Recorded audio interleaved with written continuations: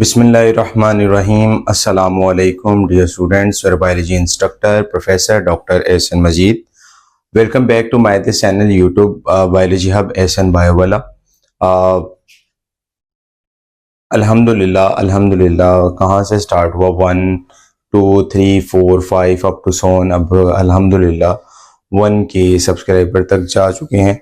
खैर ये कल मैंने एक वीडियो भी बना दी थी। आज हम लेक्चर की तरफ जाते हैं क्योंकि लेक्चर हमारा सिलेबस बहुत ज़्यादा है, तो जल्दी से कवर करने की कोशिश करते हैं। आज का लेक्चर हमारे पास लेक्चर में आज लोकोमोशन इन अमीबा, ठीक है, जहां पर आपके सामने अमीबा का वर्ड आए, ठीक है।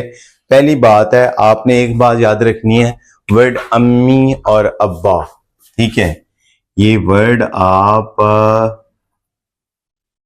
इससे भी याद कर सकते हैं, अम्मी और अब्बा, अमीबा। और इसके अंदर जो मूव करने के लिए होते हैं जिनको हम कहते हैं सूडोपोडिया, लोकोमोटरी, आप जो पार्ट्स कह लें, लोकोमोटरी मोशंस कह लें, मूवमेंट्स कह लें। और सूडोपोडिया क्या होते हैं? These are the finger like projections, जिनके जरिए जिस डायरेक्शन में ये जाएंगे उस डायरेक्शन में जो अमीबा की बॉडी है, डायरेक्शन ऑफ अमीबा बॉडी, वो भी क्या करेगी? मूव करेगी। अभी तक इसके ऊपर डिबेटेबल यानी डिबेट्स जारी हो सारी हैं, लेकिन मैंने थोड़ी सी बीएससी लेवल का थोड़ा सा चीजें निकाली हैं यहाँ से। याद रखिए, पेपर में अनइम्पोर्टेंट इंपॉर्टेंट लेता बात है, लेकिन आपको पता होना चाहिए कुछ चीजें क्या क्या होती हैं। ये एक इरेगुलर शेप में आपको जो सूडोपोडिया नजर आ रहे हैं, 3 तरह के वैक्यूल हैं। एक इसमें कौन सा है? फूड वैक्यूल, ठीक है। और फूड वैक्यूल के अलावा यहाँ पर आपको नजर आएगा कॉन्ट्रेक्टाइल वैक्यूल नजर आएगा, फिर आपके सामने वाटर वैक्यूल है, ठीक है। 3 तरह के वैक्यूल हैं यहाँ पर। और एक बॉडी अंदर यूरोइड बॉडी, ये खैर इतनी डिस्कस करने वाली, बाद में हम इसका मैं जो स्ट्रक्चर है यूरोइड, ये मैं आपको जो डेफिनेशन है आपकी स्क्रीन पर आपको नजर आ रही होगी, वहां पर आप उसको अच्छे तरीके से देख सकते हैं क्या ये स्ट्रक्चर है। फिर प्लाज्मोजेल है, प्लाज्मोसोल है, फिर उसके अंदर सूडोपोडिया मूवमेंट के अंदर आ जाते हैं, ठीक है।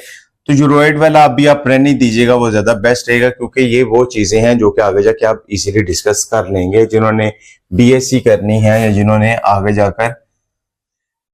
अब उसके बाद आपने याद रखना है जी नेक्स्ट वन जेलीफिश। जेलीफिश में उसकी बॉडी जो होती है आपको नजर आ रहा है, ये देखें, ये एक जिस तरह अम्ब्रेला लाइक, ठीक है, इसकी बॉडी होती है अम्ब्रेला लाइक, ठीक है।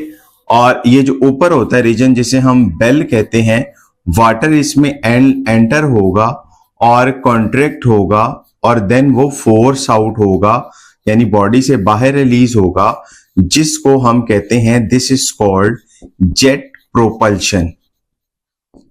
अब जेट प्रोपल्शन बहुत दफा इंपॉर्टेंट एक शॉर्ट क्वेश्चन आया हुआ है, डिफाइन जेट प्रोपल्शन। तो ये शॉर्ट क्वेश्चन के हवाले से याद रखिएगा, तो दैट इज वेरी इंपॉर्टेंट, ठीक है। ये 2 चीजें होंगी, एक उसमें हमने डिस्कस कर ली है, लोकोमोशन इन अमीबा और लोकोमोशन इन जेलीफिश, ठीक है। अब जेलीफिश के बाद हम चले जाते हैं थर्ड वन, अर्थवॉर्म। अर्थवॉर्म कौन से ग्रुप से बिलोंग करता है?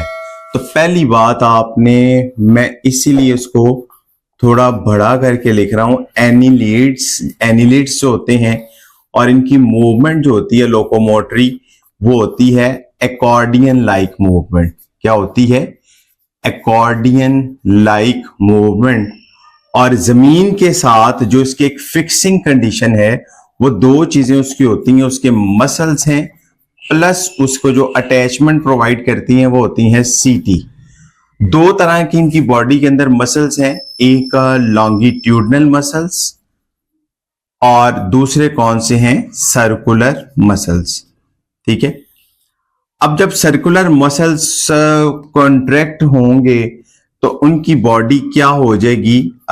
थिन और लॉन्ग, ठीक है। लेकिन लॉन्गिट्यूडनल मसल जब कॉन्ट्रैक्शन करेंगे तो इनकी बॉडी हो जाएगी शॉर्ट। कि जब याद रखिएगा लॉन्गिट्यूडनल मसल्स ऐसे उसकी बॉडी के अबव लॉन्गिट्यूडनल मसल्स हैं,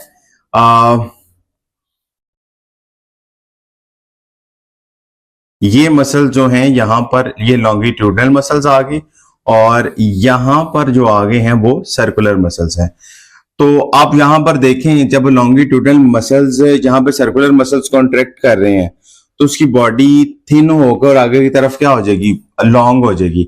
जब ये कॉन्ट्रैक्ट करेंगे ना, इसको आप दबाएंगे तो दबाने से ये सर्कुलर मसल्स क्या होंगे, ये शॉर्ट हो जाएंगे, यानी इसमें एक मसल कॉन्ट्रैक्ट, ये तो वो आपको भी सी बात है कि अगर लॉन्गिट्यूडनल मसल कॉन्ट्रैक्ट हो रहे हैं तो सर्कुलर मसल्स रिलैक्स हो जाएंगे, सर्कुलर मसल कॉन्ट्रैक्ट हो रहे हैं तो लॉन्गिट्यूडनल मसल कॉन्ट्रैक्ट हो जाएंगे, ठीक है, कॉन्ट्रैक्ट हो जाएंगे। उसके बाद लोकोमोशन इन कॉकरोच है, तो कॉकरोच आपने पता है कि ये वॉकिंग या इनमें एक मैकेनिज्म होता है जो फ्लाइंग कैबी है, वो कैसे है वो हम देख लेते हैं यहाँ पर।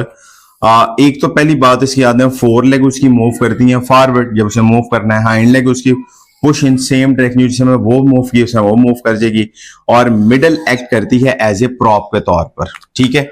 और एक वो बात आपने और याद रखनी है, आउट ऑफ टू पेयर्स, ठीक है, पोस्टीरियर जो पेयर है, इंटीरियर है और पोस्टीरियर है, पोस्टीरियर पेयर जो होता है that is involve in the fight, flight के अंदर, फाइट कह रहा हूं वैसे फाइट भी कर सकती हैं, ठीक है। तो ये अभी तक आपने कुछ चीजों को सिंपल हाउस जजमेंट की है, ये एमसीक्यूज में पूछा जाता है और ये टॉपिक मोस्टली जो टीचर हजरात है वो छोड़ देते हैं। और लोकोमोशन इन स्नेल्स में इसलिए कि सिलेबस हमारा बहुत पीछे था तो मैं स्पीड जरा तेज करके, लोकोमोशन स्नेल्स और मुलस्कान जो हैं उनके अंदर भी एक फुट के जरिए मैकेनिज्म होते हैं जिनके जरिए उन्होंने लोकोमोशन मूव करना होता है।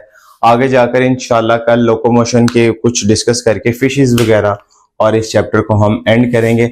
अब मैं थोड़ा सा आपको करीब करके चीजों को बता दूं कि कौन कौन सा हमने अभी पढ़ा है, ठीक है।